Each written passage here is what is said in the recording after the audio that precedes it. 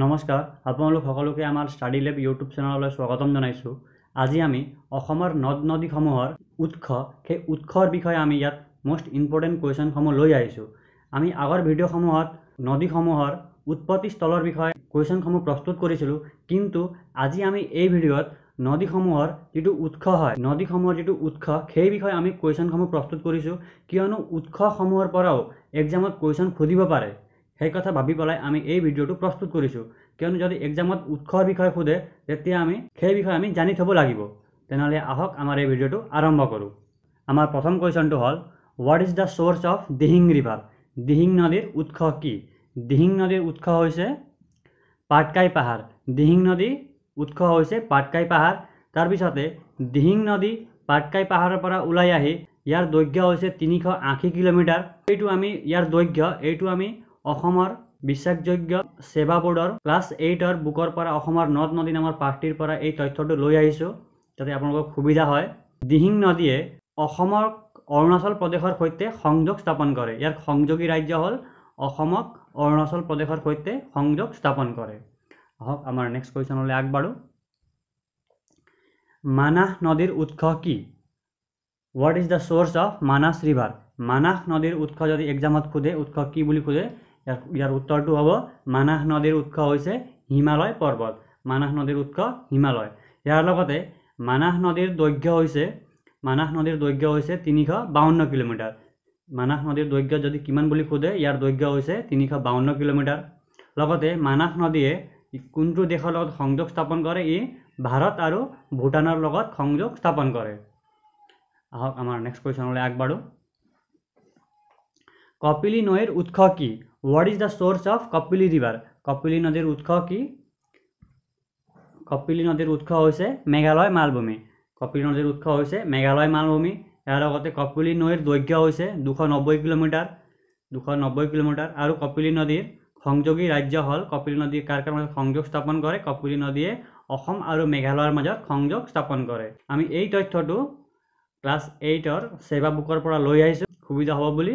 আৰু লগতে আমি জনাই দিব বিচাৰোঁ যে আমি আমাৰ কমিউনিটি পোষ্টত ডিড ইউ ন' বুলি এটা নতুন প্ৰয়াস এটা আৰম্ভ কৰিছোঁ। আপোনালোকে কমেণ্ট কৰি জনাব যে আপোনালোকক আমাৰ এই প্ৰয়াসটো আপোনালোকক কেনেকৈ লাগিল, আপোনালোকে কমেণ্ট কৰি জনাব। আহক আমাৰ ভিডিঅ'লৈ আগবাঢ়োঁ। আমাৰ নেক্সট কুৱেশ্যন হ'ল, ভোগদৈ নদীৰ উৎস কি? What is the source of Bhogdoi river? Bhogdoi নদীৰ উৎস কি? ভোগদৈ নদীৰ উৎস হৈছে নগা পাহাৰ। ভোগদৈ নদীৰ উৎস হৈছে নগা পাহাৰ। আৰু ভোগদৈ নদীৰ দৈৰ্ঘ্য হৈছে 160 কিলোমিটাৰ, 160 কিলোমিটাৰ। আৰু সংযোগী ৰাজ্য, ই অসম আৰু নাগালেণ্ডৰ মাজত সংযোগ স্থাপন কৰে, সংযোগ হৈ আছে অসম আৰু নাগালেণ্ড। আহক আমাৰ নেক্সট কুৱেশ্যনলৈ আগবাঢ়োঁ। What is the source of Kameng or Jia Bharali river? Kameng বা জীয়া ভৰলী নদীৰ উৎস কি? যিটো আমি অসমত জীয়া ভৰলী বুলি কওঁ, তাক অৰুণাচল প্ৰদেশত কামেং ৰিভাৰ বুলি কোৱা হয়। সেইকাৰণে এক্সামত কামেং ৰিভাৰ বুলিও সুধিব পাৰে। জীয়া ভৰলী বা কামেং নদীৰ উৎস কি? ইয়াৰ উৎস হৈছে হিমালয়। জীয়া ভৰলী বা কামেং নদীৰ উৎস হৈছে হিমালয়। লগতে জীয়া ভৰলী নদীৰ দৈৰ্ঘ্য হৈছে 268 কিলোমিটাৰ। ইয়াৰ দৈৰ্ঘ্য হৈছে 268 কিলোমিটাৰ। লগতে ই কোন দুটা ৰাজ্যৰ মাজত সংযোগ স্থাপন কৰে? অসম আৰু অৰুণাচল প্ৰদেশৰ মাজত কামেং বা জীয়া ভৰলী নদীয়ে সংযোগ স্থাপন কৰে। আহক আমাৰ নেক্সট কুৱেশ্যনলৈ আগবাঢ়োঁ। ব্ৰহ্মপুত্ৰ নৈৰ উৎস কি? ব্ৰহ্মপুত্ৰ নৈৰ আমি উৎপত্তি স্থলৰ বিষয়ে আগৰ ভিডিঅ'সমূহত আমি ব্ৰহ্মপুত্ৰ নৈৰ এক্সট্ৰাকৈ এটা ভিডিঅ' প্ৰস্তুত কৰিছোঁ, য'ত আপোনালোকে ব্ৰহ্মপুত্ৰ নৈৰ বিষয়ে সম্পূৰ্ণকৈ অসমৰ নদ নদী, ব্ৰহ্মপুত্ৰৰ উত্তৰ পাৰৰ নদী, ব্ৰহ্মপুত্ৰৰ দক্ষিণ পাৰৰ নদী, তাৰপিছত বৰাক নদীৰ বিষয়ে আমি এক্সট্ৰাকৈ বনাইছোঁ, য'ত বৰাক নদীৰ উত্তৰ পাৰৰ নদী আৰু বৰাকৰ দক্ষিণ পাৰৰ নদী সম্পূৰ্ণ তাত আমি ভালদৰে সেই ভিডিঅ'টোত ডিছকাশ্যন কৰিছোঁ। আজি আমি ইয়াত মাত্ৰ উৎসসমূহৰ বিষয়ে মাত্ৰ ডিছকাশ্যন কৰিম। এতিয়া ব্ৰহ্মপুত্ৰ নৈৰ উৎস কি? ব্ৰহ্মপুত্ৰ নৈৰ উৎস হৈছে হিমালয়। হিমালয় পৰ্বতৰ পৰা ব্ৰহ্মপুত্ৰ নৈ ওলাই আহিছে, সেইকাৰণে ইয়াৰ উৎস হ'ব হিমালয়। লগতে ব্ৰহ্মপুত্ৰৰ দৈৰ্ঘ্য কিমান? বিভিন্ন কিতাপৰ মতে ব্ৰহ্মপুত্ৰৰ দৈৰ্ঘ্য বেলেগ বেলেগ, কিন্তু আমি অসমৰ সেৱা বোৰ্ডৰ অনুসৰি, সেৱা বুকৰ তথ্য অনুসৰি মাত্ৰ এক্সামত লিখিব লাগে, সেইটোৱে শুদ্ধ হ'ব। সেইকাৰণে আমি তাৰ তথ্যহে ল'ব লাগিব। আৰু আমি এই গোটেইখিনি তথ্যটো আমাৰ ভিডিঅ'ৰ প্ৰায় সকলোখিনি তথ্যই আমি সেৱা বুকৰ দ্বাৰাই প্ৰস্তুত কৰোঁ, আপোনালোকৰ ওচৰলৈ লৈ আহোঁ। সেইকাৰণে আপোনালোকক এক্সামত সুবিধা হওক বুলি। ব্ৰহ্মপুত্ৰ নৈৰ দৈৰ্ঘ্য কিমান যদি এক্সামত সোধে, ইয়াৰ দৈৰ্ঘ্য হ'ব 2906 কিলোমিটাৰ। লগতে ই সংযোগী ৰাজ্য কাৰ কাৰ মাজত সংযোগ স্থাপন কৰে অসম আৰু অৰুণাচল প্ৰদেশৰ মাজত সংযোগ স্থাপন কৰে লগতে আপোনালোকে কমেণ্ট কৰি জনাব যে ব্ৰহ্মপুত্ৰ নদীয়ে কোন দেশৰ সৈতে সংযোগ স্থাপন কৰে কোন কোন দেশৰ মাজতে ব্ৰহ্মপুত্ৰ নদী বৈ যায় সেইটো আপোনালোকে কমেণ্ট কৰি জনাব আহক আমাৰ নেক্সট কুৱেশ্যনলৈ আগবাঢ়ো what is the source of Barak river Barak নদীৰ উৎস কি বৰাক নদীৰ উৎপত্তিৰ বিষয়ে আমি বেলেগ ভিডিঅ'ত অলৰেডি বনাইছোঁ যদি আপোনালোকক সেইটো ইম্পৰ্টেণ্ট হয় যদি আপোনালোকে চাবলৈ মন যায় তেতিয়াহ'লে আপোনালোকে বৰাক নদীৰ বিষয়ে এক্সট্ৰাকৈ আমি ভালদৰে সম্পূৰ্ণ এটা ভিডিঅ' বনাইছোঁ বৰাক নদীৰ উত্তৰ পাৰৰ দক্ষিণ পাৰৰ বৰাক নদী অসমৰ দৈৰ্ঘ্য কিমান বৰাক নদী অসমৰ কেইখন জিলাৰ মাজেৰে পাৰ হৈ যায় সেই সম্পূৰ্ণ ভিডিঅ'টো বৰাক নদীত আমি আমাৰ প্লেলিষ্টত আছে আপোনালোকে তাত গৈ পেলাই চাব পাৰিব ইয়াত কুৱেশ্যনত কৈছে যে বৰাক নদীৰ উৎস কি বৰাক নদীৰ উৎস হৈছে মকৰু নদী বৰাক নদীৰ উৎস হৈছে মকৰু নামৰ নদী সেই নদীখনৰ পৰাই বৰাক নদীখন উৎস হয় বৰাক নদীৰ উৎস কি বৰাক নদীৰ উৎস মকৰু নদী আৰু বৰাক নদীৰ দৈৰ্ঘ্য কিমান বৰাক নদীৰ দৈৰ্ঘ্য হৈছে 900 কিলোমিটাৰ আৰু সংযোগী ৰাজ্য হ'ল অসম মণিপুৰ মিজোৰামৰ মাজত ই সংযোগ স্থাপন কৰে আহক আমাৰ নেক্সট কুৱেশ্যনলৈ আগবাঢ়ো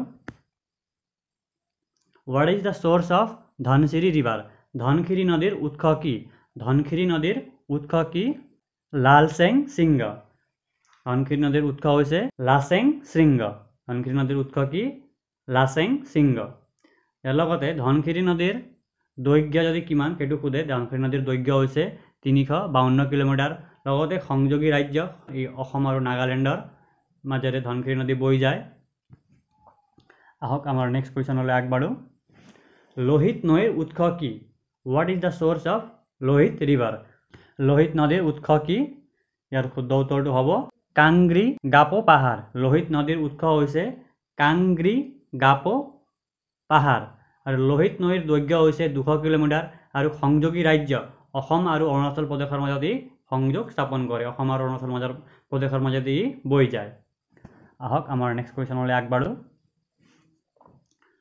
which of the following river divides West Bengal and Assam তলত দিয়া কোনখন নদীয়ে which of the following river flows through Sivasagar district of Assam নিম্নলিখিত কোনখন নদী অসমৰ শিৱসাগৰ জিলাৰ মাজেৰে বৈ যায় তলত দিয়া কোনখন নদী অসমৰ শিৱসাগৰ জিলাৰ মাজেৰে বৈ যায় এই ধৰণৰ কুৱেশ্যন এক্সামত আহিব পাৰে সুধিব পাৰে সেইকাৰণে আমি এই ধৰণৰ কুৱেশ্যন ইয়াত লৈ আহিছোঁ কোনখন নদী শিৱসাগৰ জিলাৰ মাজেৰে বৈ যায় ইয়াত অপশ্যনসমূহত কি আছে দিখৌ কপিলী ধনশিৰি আৰু পুথিমাৰী ইয়াৰে ভিতৰত শুদ্ধ উত্তৰটো হ'ব দিখৌ নদী শিৱসাগৰ জিলাৰ মাজেৰে বৈ যায় আহক আমাৰ নেক্সট কুৱেশ্যনলৈ আগবাঢ়ো which of the following district is not a part of Barak valley তলৰ কোনখন জিলা বৰাক উপত্যকাৰ অংশ নহয় তলৰ কোনখন জিলা বৰাক উপত্যকাৰ অংশ নহয় ইয়াতে অপশ্যনসমূহৰ ভিতৰত কৰিমগঞ্জ হাইলাকান্দি হোজাই আৰু কাছাৰৰ ভিতৰত কোনখন বৰাক উপত্যকাৰ অংশ নহয় ইয়াৰ শুদ্ধ উত্তৰটো হ'ব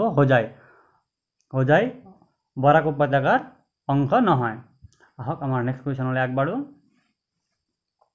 নিম্নলিখিত কোনটো ৰাষ্ট্ৰীয় উদ্যান ব্ৰহ্মপুত্ৰ নদীৰ দক্ষিণ পাৰত অৱস্থিত নিম্নলিখিত কোনখন ৰাষ্ট্ৰীয় উদ্যান ব্ৰহ্মপুত্ৰৰ দক্ষিণ পাৰত অৱস্থিত অপশ্যনসমূহত থকা চাওক মানাস নেশ্যনেল পাৰ্ক ব্ৰহ্মপুত্ৰৰ উত্তৰ পাৰত অৱস্থিত নামেৰি ব্ৰহ্মপুত্ৰৰ উত্তৰ পাৰত অৱস্থিত ডিব্ৰু চৌখোৱা নেশ্যনেল পাৰ্ক যেটো ব্ৰহ্মপুত্ৰৰ দক্ষিণ পাৰত অৱস্থিত আৰু ৰাইমনা নেশ্যনেল পাৰ্ক ব্ৰহ্মপুত্ৰৰ উত্তৰ পাৰত অৱস্থিত এক্সামত এই ধৰণৰ কুৱেশ্যন সুধিব পাৰে যে ব্ৰহ্মপুত্ৰৰ উত্তৰ পাৰত থকা ৰাষ্ট্ৰীয় উদ্যান কোনটো বা দক্ষিণ পাৰত থকা ৰাষ্ট্ৰীয় উদ্যান কোনটো বুলি এক্সামত সুধিব পাৰে সেইকাৰণে আমি এই ধৰণৰ কুৱেশ্যনো চাব লাগিব ইয়াৰ শুদ্ধ উত্তৰটো হ'ব ডিব্ৰু চৌখোৱা নেশ্যনেল পাৰ্ক আহক আমাৰ নেক্সট কুৱেশ্যনলৈ আগবাঢ়ো নিম্নলিখিত কোনটো ৰাষ্ট্ৰীয় উদ্যান ব্ৰহ্মপুত্ৰ নদীৰ উত্তৰ পাৰত অৱস্থিত এতিয়া আকৌ নেক্সট কুৱেশ্যন এইটো ব্ৰহ্মপুত্ৰ নদীৰ উত্তৰ পাৰত এতিয়া চাওক অপশ্যনসমূহৰ ভিতৰত কি আছে Dihing Patkai national park Nameri national park Dibru Saikhowa national park আৰু নন অফ দ্য এবভ অপশ্যনসমূহৰ ভিতৰত কোনটো ব্ৰহ্মপুত্ৰৰ উত্তৰ পাৰত অৱস্থিত চাওক দিহিং পাটকাই নেশ্যনেল পাৰ্ক ব্ৰহ্মপুত্ৰৰ দক্ষিণ পাৰত অৱস্থিত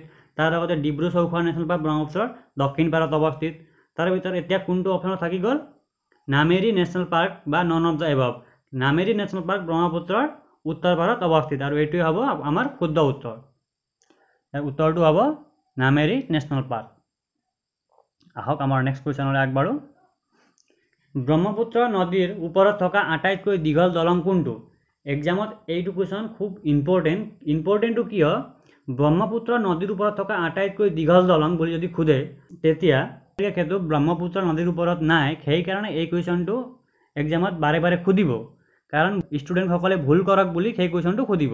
ইয়াৰ শুদ্ধ উত্তৰটো কি হ'ব? ব্ৰহ্মপুত্ৰ নদীৰ ওপৰত থকা আটাইতকৈ দীঘল দলং কোনটো বুলি সোধে, ইয়াৰ উত্তৰ হ'ব বগীবিল ব্ৰিজ, যাৰ দৈৰ্ঘ্য হৈছে 4.94 কিলোমিটাৰ। যিটো ভূপেন হাজৰিকা সেতু ভাৰতৰ আটাইতকৈ দীঘল দলং, সেইটো ব্ৰহ্মপুত্ৰ নদীৰ ওপৰত নাই। সেইকাৰণে ইয়াৰ উত্তৰটো বগীবিল হ'ব, বগীবিল ব্ৰিজ। আহক আমাৰ নেক্সট কুৱেশ্যনলৈ আগবাঢ়ো। শৰাইঘাট দলঙৰ দৈৰ্ঘ্য কিমান? শৰাইঘাট দলঙৰ দৈৰ্ঘ্য কিমান? ইয়াৰ দৈৰ্ঘ্য হ'ব 1.492 কিলোমিটাৰ। আহক আমাৰ নেক্সট কুৱেশ্যনলৈ আগবাঢ়ো। বেকী নদী অসমৰ কোনটো ৰাষ্ট্ৰীয় উদ্যান মাজেৰে বৈ যায়? এতিয়া ৰাষ্ট্ৰীয় উদ্যানৰ পৰা যদি এনেকৈ কুৱেশ্যনো সুধিব পাৰে যে বেকী নদী কোনখন নদী ৰাষ্ট্ৰীয় উদ্যানৰ মাজেৰে বা কাষেৰে বা ৰাষ্ট্ৰীয় উদ্যানক চুই যায়, সেই ধৰণৰ কুৱেশ্যন সুধিব পাৰে।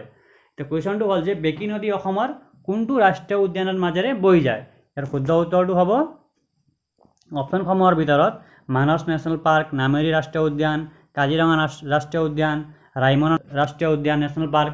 ইয়াত আমি কোনখন নদী কোন উত্তৰ পাৰৰ নে দক্ষিণ পাৰৰ ক'ৰ পৰা বৈ গৈছে সেই বিষয়ে আমি সম্পূৰ্ণকৈ আমাৰ নদীসমূহৰ বিষয়েও মনত থাকিব লাগিব, তেতিয়াহে আমি এই কুৱেশ্যনৰ এনচাৰটো সহজতে দিব পাৰিম।